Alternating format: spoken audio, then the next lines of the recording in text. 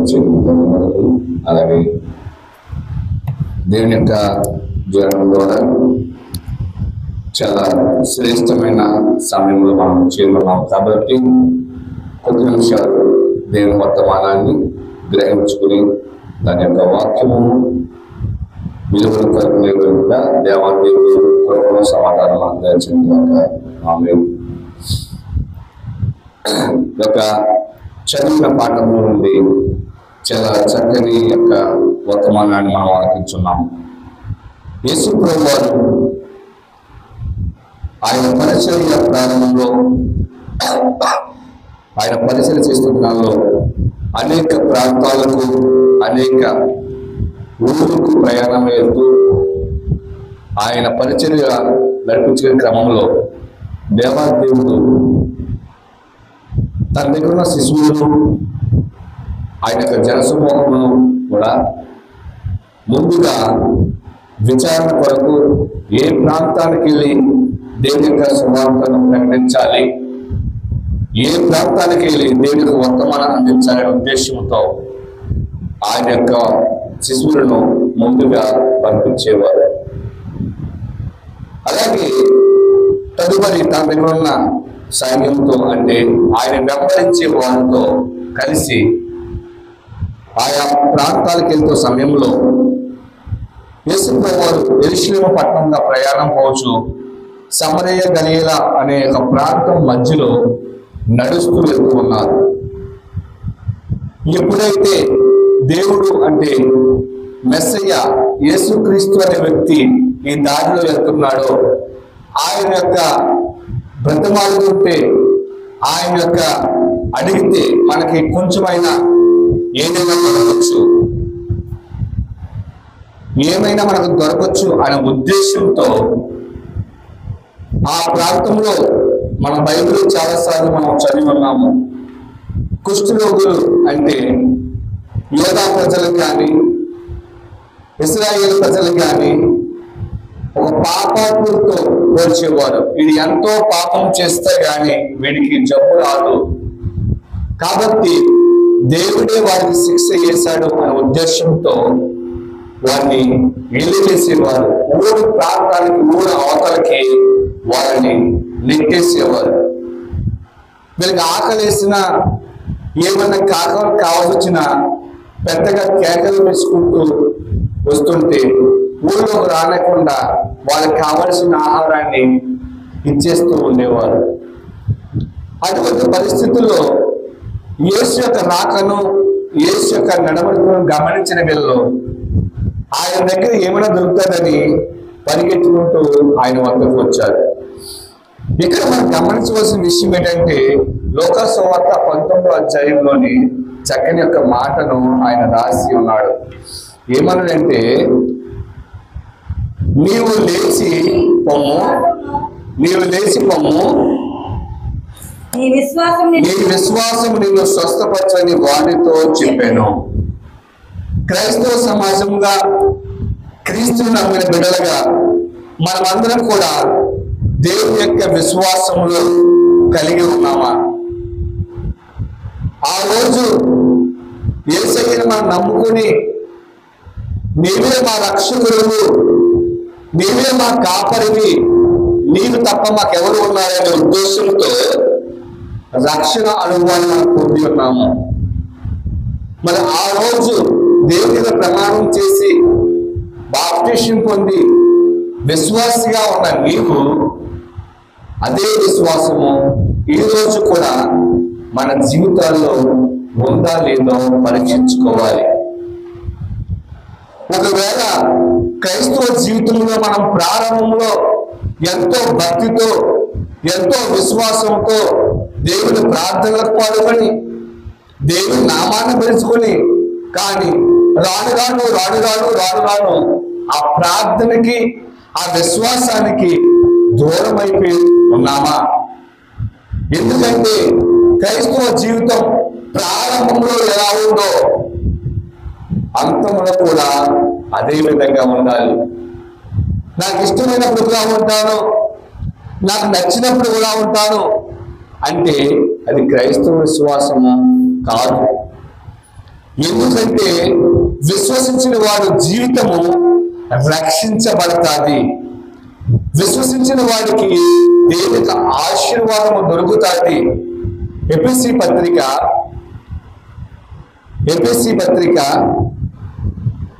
2వ అధ్యాయము 8వ వాక్యము. ఎఫెసీ పత్రిక 2వ అధ్యాయము 8వ వాక్యము.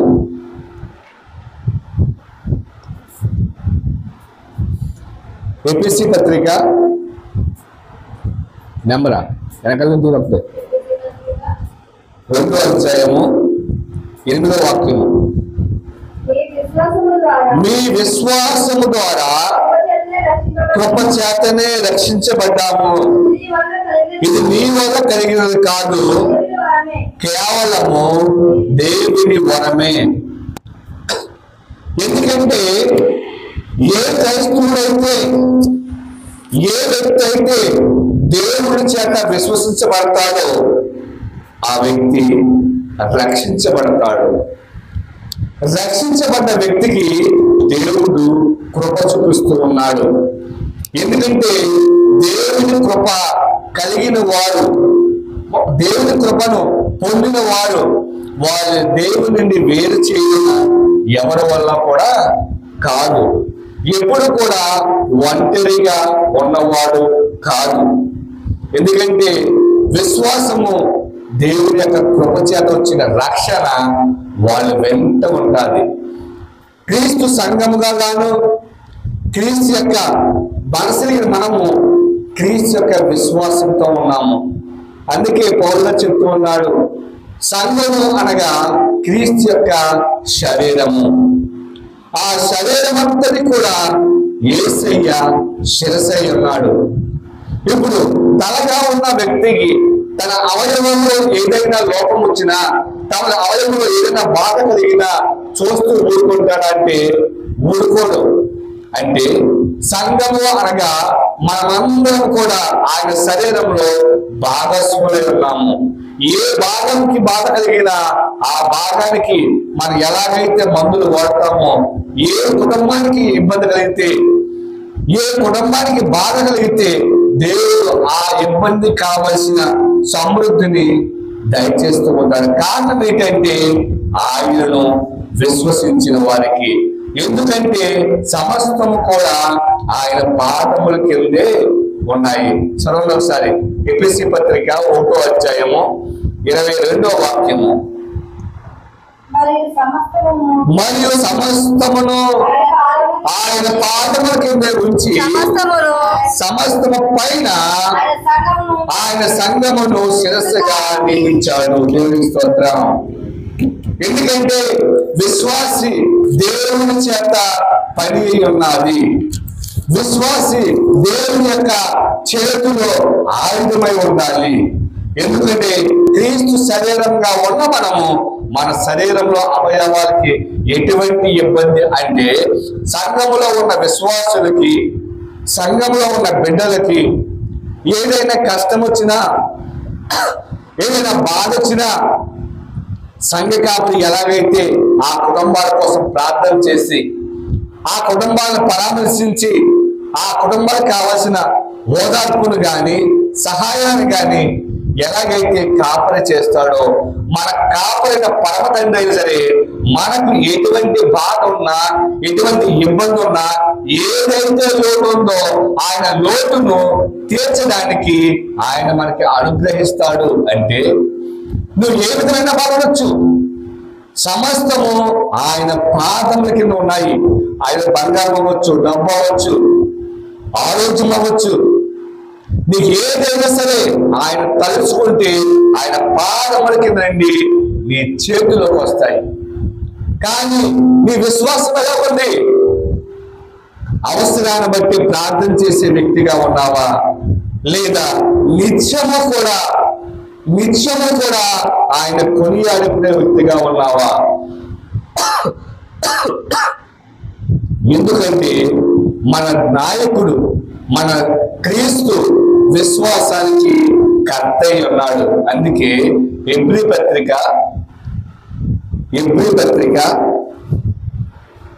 12వ అధ్యాయము 2వ వాక్యము.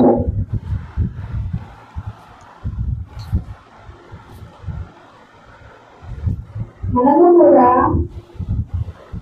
ప్రతి వారము సులువుగా చిక్కులు పెట్టి పాపమును విడిచిపెట్టి విశ్వాసానికి కర్తైన కొనసాగించువాడైనా క్రీస్తు వైపు చూసుము.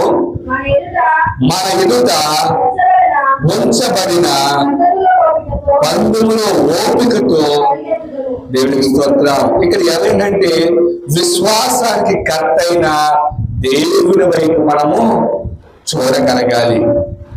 పరిస్థితులు ఎలాగైనా ఉండొచ్చు, కానీ దేవుని యొక్క బిడ్డలు కానీ దేవుని యొక్క విశ్వాసాలు కానీ పరిస్థితులు ఏ విధంగా మారకుండా కాపాడేవాడు ఆయనే. ఒకవేళ ఈ పరిస్థితి నా చేయి దాటిపోతుందేమో, ఈ కష్టము నన్ను బాధిస్తాదేమో, ఈ ఇబ్బంది నన్ను అవమానం కలిగిస్తాదేమో అనుకుని నువ్వు వేదంతో ఉన్నప్పుడు ఒక్కసారి దేవుడు అంటున్నాడు, నిన్ను హీనమైన పరిస్థితుల్లో నేను చూడాలనుకుంటలేదు, ఎందుకంటే నిన్ను హెచ్చింపజేయవాడిని నేనున్నాను. అయితే నీ పరిస్థితి ప్రభావం ఎందుకు ఈ పరిస్థితిలో చిక్కున్నావో ఒక్కసారి నీవు పరీక్షించుకో అని దేవుడు మనకు చెప్తూ ఉన్నాడు. దేవుని యొక్క విశ్వాసులు తమ గృహానికి చేరువుగా ఉండాలి.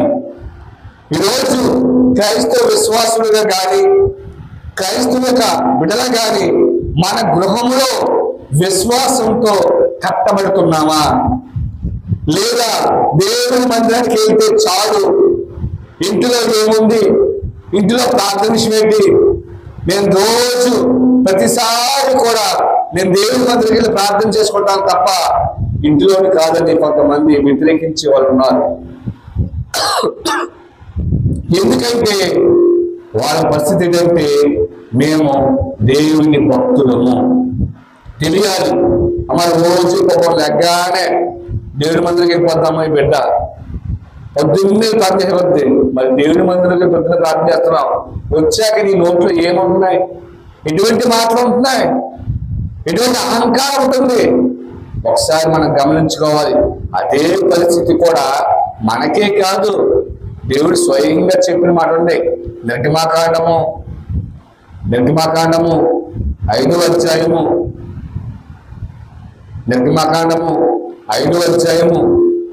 19వ వాక్యం ఒకసారి 5:19 మీ ఇటుకలు లెక్కకు ఏమాత్రము తక్కువ చేయవద్దు, ఏ నాటి పని ఆనాడే చేయవాలని రాజు సెలవేయగా. చూడండి ఏమన్నాడంటే, రాజు మీరు కూలీలు, నా బానిసలు. అరే ఆ రోజేదో మనం ఉన్న ప్రాంతంలో మనం ఉన్న దేశంలో కరువు వచ్చింది. ఆ కరువు తీరడానికి మన దగ్గర ధాన్యం లేకపోతే, మన దగ్గర గోధులు లేకపోతే పొరుగు ప్రాంతానికి వెళ్ళి, ఐగుప్తుల ప్రాంతానికి వెళ్ళి అక్కడి నుంచి తెచ్చుకుంటూ ఉండేవాళ్ళం. కానీ ఐగుప్తుని ఏలే రాజే, ఐగుప్తుని పరిపాలించే అధికారే మనవారు కాబట్టి మనమందరము అక్కడ చేరుకున్నాము. అయితే అక్కడ ఆహారం బాగుంది, తిండి బాగుందని అక్కడే సెటిల్ అయిపోయారు. కానీ మళ్ళా మన ప్రాంతంలో కరువు తిరిగిపోయింది, పంటలు విస్తారంగా పండుతాయని తిరిగి రావాలన్న ఆలోచన కూడా వాళ్ళలో లేదు. ఎందుకంటే ఇక్కడే సమృద్ధిగా దొరికేస్తుంది కదా అని. కానీ ఆ యొక్క ఫరో కాలంలో ఆ యోసేపు అనే వ్యక్తి కూడా చనిపోయాడు. అలా కొన్ని కాలాలు, కొన్ని సంవత్సరాలు, కొన్ని రోజులు గడిచాయి. తరువాత మరొక కఠినమైన రాజు ఆ రాజ్యంపై అధికారి వచ్చాడు. కానీ అతను అనుకున్నాడు, మన వాళ్ళకన్నా ఎక్కడో పొరుగు దేశం వచ్చిన వాళ్ళే ఎక్కువైపోతారు, ఇక్కడ మన వాళ్ళకన్నా పొరుగు వచ్చి వాళ్ళు వస్తే అభివృద్ధి పొందుతాడు అసూయ కలిగి అక్కడున్న స్థానికులు అక్కడ రాజు మీద కౌలు చెప్పడం, ఆ కౌలుతో ఆ రాజుకి అసూయ కలిగి ఈ దేవుని బిడ్డలుగా ఉన్న ఐగుప్తీయులను, హెబ్రీ ప్రజలను, యోధా వారిని అందరినీ కూడా హింసిస్తూ ప్రారంభించాడు, బాధ పెడుతూ ఉన్నాడు. దేవుని బిడ్డలను గమనించాలి. ఎప్పుడైతే ఈ బాధ కలిగిందో ఇప్పుడు వీళ్ళకి ఏమొచ్చిందంటే అండి, దేవుడి జ్ఞాపకం వచ్చాడు. అరే పచ్చి బాధితులు కూడా మంచం మీద లేకుండా వచ్చి ఇటికిల్సేమనేవాడు. రాజా, నా బిడ్డగా పాడించుకోవాలంటే ముందు పాడు కాదు, నా పని పూర్చేది గద్దించేవాడు, కొట్టేవాడు, హింసించేవాడు. అప్పుడే దేవుడు జ్ఞాపకం వచ్చాడు. చూడసారి గలతీ పత్రిక 6వ అధ్యాయము 10వ వాక్యము.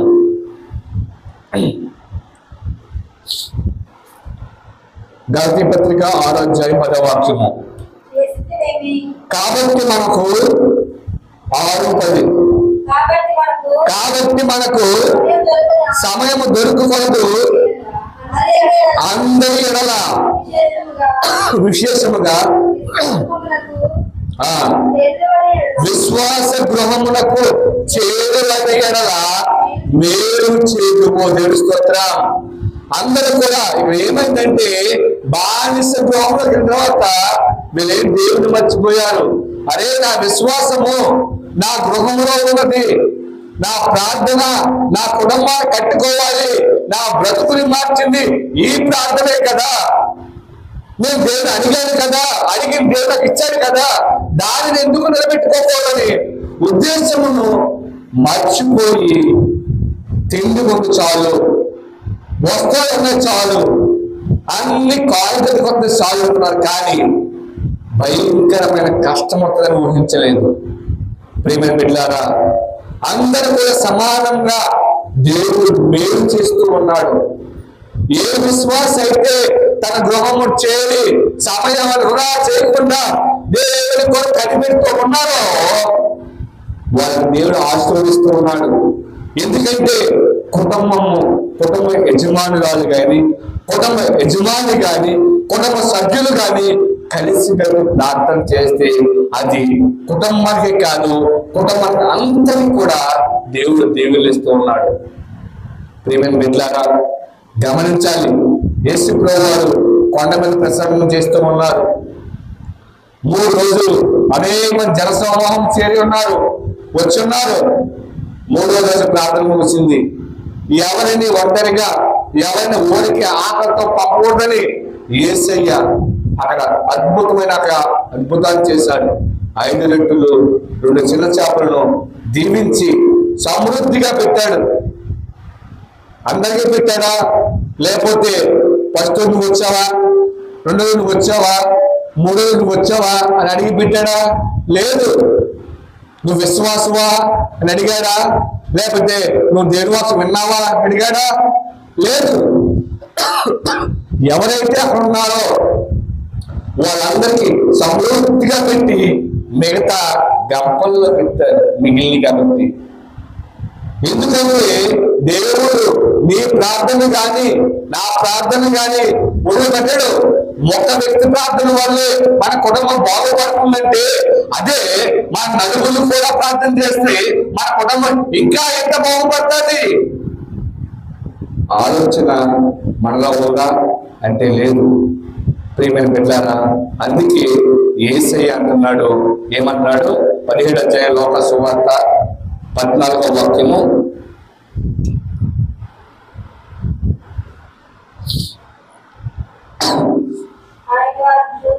ఆయన వారిని చూసి మీరు వెళ్ళి మిమ్మును యాజకులకు కనుపరచమని వారితో చెప్పాను. వారు వెళ్ళి చూసుచుండగా శుద్ధులయ్యి వారిలో ఒకడు తన స్వస్థత కలిగి చూసి గొప్ప శబ్దముతో దేవుని మహిమపరిచి తిరిగి వచ్చి ఆయనకు కృతజ్ఞతాస్తుతులు చెల్లించి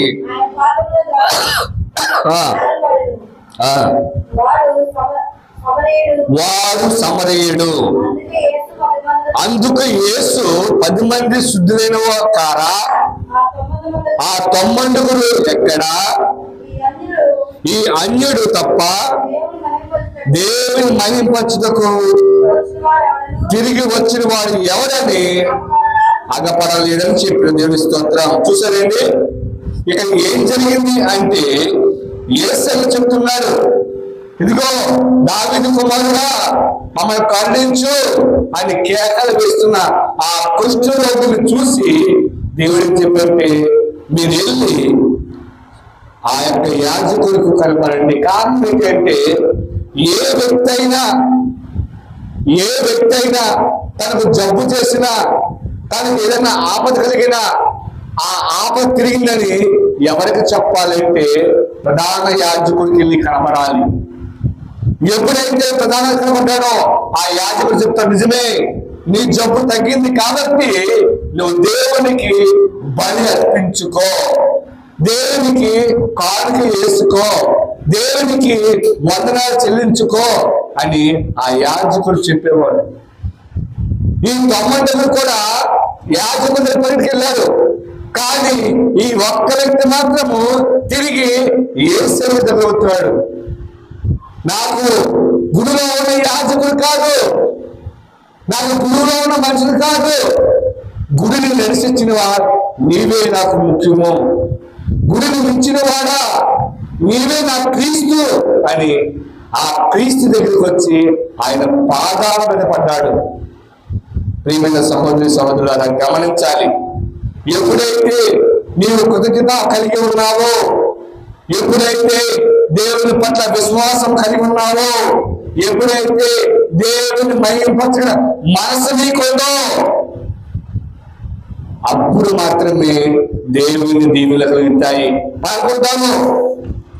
మనం కోరుకుంటాము ఏమంటామంటే, మనం చదవాలి ఇందాక ఎఫెసీ పత్రిక 2వ అధ్యాయము 8వ వాక్యంలోని ఏమాడైనా ఇదంతా నా వల్లే జరుగుతుంది, ఇదంతా నా వల్లే.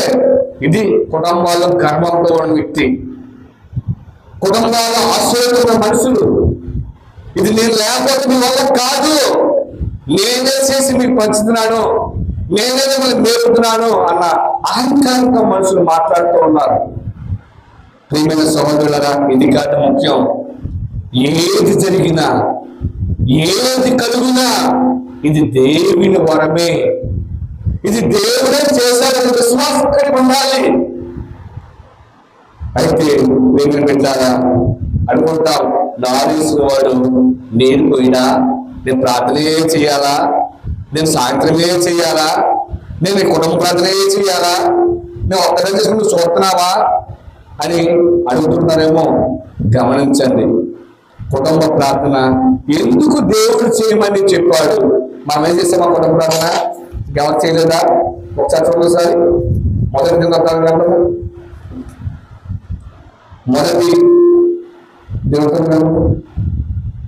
16వ అధ్యాయం 28వ వాక్యం.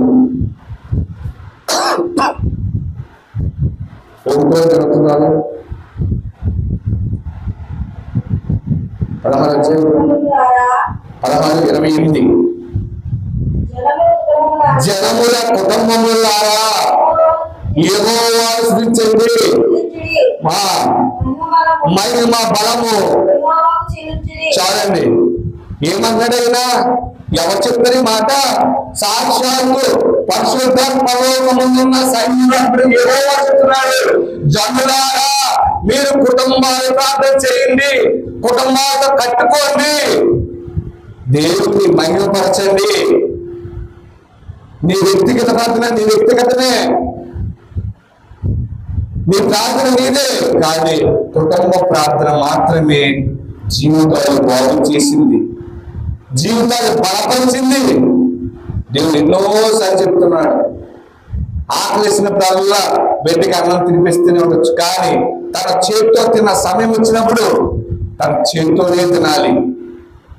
అది క్రైస్తవ క్రమంగా క్రీస్తు జరిగిన బిడ్డలుగా మనం ఉండాలి. లేదు నా విశ్వాసము నాదే, నా భక్తి నాదే అనుకుంటే దేవుడు పరలోక రాజ్యము చేరే ముందు అక్కడ నిన్ను గుమ్మం మీద నిలబెడతాడు. నువ్వు ఏమని చెప్పావు, నాకు ఏమని ప్రమాణం చేశావు, ఆ ప్రమాణాన్ని నిలబెట్టుకున్నావా లేదా అని అడుగుతున్నాడు. ప్రియమైన సహోదరి సహోదరులారా, గమనించాలి. ఈ కుష్ఠరోగి కలిగిన విశ్వాసం, ఈ కుష్ఠరోగిలో ఉన్న భక్తి, ఈ కుష్ఠరోగిలో ఉన్న మహిమపరిచే తత్వం ఇది క్రైస్తవులు కాదు, ఒక సమరయుడు, దేవునికి దూరంగా ఉన్న వ్యక్తి. అటువంటి వ్యక్తులే దేవుడికి చేరువైతే మరి దేవుడిని ఎంతగానో ప్రేమించి ఎంతగానో విలువిచ్చి నీ కుటుంబాన్ని కట్టి నీ కుటుంబాన్ని బలపరిచిన దేవుడికి నువ్వు సమయం ఇవ్వలేవా? కొద్ది సమయం కూడా ఇవ్వలేవా? సమయం అడిగితే దేవుడిపై తిరుగుబాటు చేస్తావా? ఇదేనా నీ విశ్వాసం? గమనించుకోవాలి. ప్రియమైన దేవుడి బిడ్డలారా, ఇది నేనైతే విమర్శించాలనో ఎవరిని వ్యక్తిగతంగా బాధించాల ఉద్దేశం కాదు. ఇక్కడ దేవుడు ఏమన్నాడంటే కీర్తన పుస్తకము 45వ సంకీర్తన 17వ అధ్యాయం అన్నాడు, తరములన్నీ కూడా నీ నామమును జ్ఞాపకము చేసుకున్నట్లు నేను చేర్చున్న కావున జనములకు సర్వకాలము. 45:17 కీర్తన పుస్తకం. తరములన్నీ కూడా నీ నామాన్ని జ్ఞాపకం చేసుకోవాలి. ఇప్పుడు తరాలుగా పక్కనెట్టండి, మన బ్రతుకునే మనం జ్ఞాపకం చేసుకోవాలి. ఆ రోజున నా బ్రతుకు ఎలా ఉంది, ఆ రోజున స్థితి ఎలా ఉంది, ఈ రోజు నా బ్రతుకు ఎలా ఉంది. ఆ రోజు ఎవరైనా గుమ్మలోకి వెళ్తే గుమ్మలో రాక పొమ్మనివాడు, మా గుమ్మలోకి రాకయ్యా, మా బిడ్డ రాకు, నువ్వు వెళ్ళిపో, నువ్వు సత్తే బాగుందా అని నేను అనేవాడు. నువ్వు సాగు, మేము తలకడుకుంటాం అని నా తల్లిదండ్రులు నేను అనేవాడు. కేవలం నన్ను మార్చింది ప్రార్థనే, నా జీవితాన్ని బలపరిచింది ప్రార్థనే. కానీ ఈరోజు నన్ను కూడా విమర్శించే వ్యక్తులుగా నా కుటుంబం బయట. ఎందుకు ఈ మాట చెప్పానంటే నేను ఎప్పుడు కూడా నా సాక్ష్యాన్ని కోల్పోను. ఒకవేళ నా సాక్ష్యం అక్కడ నా సాక్ష్యం పాడైపోతుంటే ఆ స్థలానికి నేను చేరాను. ఇది నాకు స్వయంగా నా దేవుడు నాకు నేర్పించాడు. నాకు ఎవరో నాకు చెప్పలేదు. చెప్తే వాళ్ళు కోరుకున్న వ్యక్తులలో ఉన్నారు, చావాలని పట్టిన తిట్టేవాడు. కానీ రోజు ఒక సమాధానం చెప్పలేని పరిస్థితి. ఎందుకంటే దేవుడు నాకు మార్గదర్శి, ఆయనే నాకు రక్షకుడు. అందుకే నేను బ్రతుకునే క్రీస్తే, చావైనా క్రీస్తే. ఏ సమయం దొరికితే ఆ సమయం నేను దేవుని నామాన్ని కొనియాడుతూ ఉంటాను. నడిచినా ప్రార్థన చేసుకుంటాను, కూర్చున్నా ప్రార్థన చేసుకుంటాను. నా సమయాన్ని దేవుని కొరకే వెచ్చిస్తాను. సమయాన్ని దేవుని మాట ఆచరించడానికే చూస్తాను. సమయాన్ని దేవుని వాక్యం చదవడానికే చూస్తాను. కానీ దేవుడు అంటున్నాడు, నీ ప్రార్థన, నీ ఆశీర్వాదం, నీ అర్హత నేను నీ కొరకే కానీ నీ కుటుంబం కొరకు కాదు. కుటుంబం కొరకు కావాలంటే కుటుంబాలు కట్టుకోమని పరిశుద్ధాత్మ దేవుడు చెబుతున్న మాటలు. ప్రేమైన బిడ్డలారా, ఆలకించండి. ఎందుకంటే దేవుని యొక్క ఆశీర్వాదాలంటే విశ్వాసం కావాలి. ఆ రోజు ఏ విశ్వాసంతో అయితే నీవు నిలబడి ఉన్నావో అదే విశ్వాసం రేపొద్దు నేను పెట్టినప్పుడు కూడా అలాగే ఉంటేనే దేవుని పల్లపు రాజ్యాన్ని చేర్చుకుంటాడు. దేవుని కొద్ది మాటలు తెలుసుకుందాక ఆమె ప్రార్థన చేసుకుందాం. ప్రార్థన. స్తోత్రం స్తోత్రం స్తోత్రం స్తోత్రం సర్వశక్తి సంపన్నుడా మా ప్రియ పరలోకం నీ పరిశుద్ధ నామాన్ని బట్టి వందనాలు. గడిచిన గత కాలం అంతా కాపాడి ఉదయకాల సమయం ముందు నీ క్రీస్తు కృప ఆరాధనావరణంలో నిన్ను స్తుతించుకోవడానికి గణపరచుకోవడానికి బాధ్యించదు వందనాలు. అయ్యా, నాలో ఎటువంటి దోషము కానీ తప్పులు పొరపాట్లు ఉంటే మన్నించి నీ బిడ్డగా నన్ను సరైన దారిలో నడిచే భాగ్యం దయచేయండి. అయ్యా, నాలో ఉన్న కోపాన్ని ఆవేశాన్ని కూడా తగ్గించుకొని నీ విశ్వాసంలో కొనసాగడానికి భాగ్యం దయచేయండి. అలాగే తండ్రి, ఈ క్రీస్తు కృప ఆరాధనావరణను దీవించండి. మరి ఎవరైతే నీ నామమున ఇద్దరు ప్రార్థన చేస్తారో వారి మధ్య నీ ఉత్తరాన్ని చదివించిన దేవా, మరి మా మధ్య మేము ఉన్నామని విశ్వస్తున్నాము. మా మాటలు ఆలకిస్తున్న బిడ్డలను ఈ యొక్క లైవ్ ద్వారా ఈ యొక్క మాటలు పెట్టిన సహోదరి సహోదరులను కూడా ప్రతి కుటుంబాన్ని కూడా దీవించండి, ఆస్వాదించండి. నీ కృపతో సమృద్ధితో వారి యొక్క కృపను కుటుంబాల మరింత బలమును ఆశీర్వాదాన్ని దీవించండి. ఒకవేళ పడిపోయిన బలిపీఠాలని ప్రార్థనా బలిపీఠాలు కట్టుకోవడానికి తిరిగి కృపను దయచేయమని యేసు పరిశుద్ధుడు తండ్రి. పరలోకమున్న తండ్రి, మీ రాజ్యం వచ్చిన గాక, మీ చిత్తం పరలోకమందు నెరవేరినట్లు భూమిలో నెరవేరును గాక. అడుగున ఆహారం మాకు దయచేయండి, మహిళ ప్రజలను చూపించండి, మమ్మల్ని శుభ్రకి రక్షించండి. రాజ్యము, శక్తి, మహిమ నిరంతరం తండ్రి. మన తండ్రి అయిన దేవుని కృప, పరిశుద్ధాత్మ సామర్థ్యము ఈ ప్రార్థన ద్వారా ఈ మాటలు ఆలకించిన మనమందరి పైన యేసుక్రీస్తు దీవులు కృపలు మరింతగా మనకు దిగొచ్చును గాక. ఆమేన్.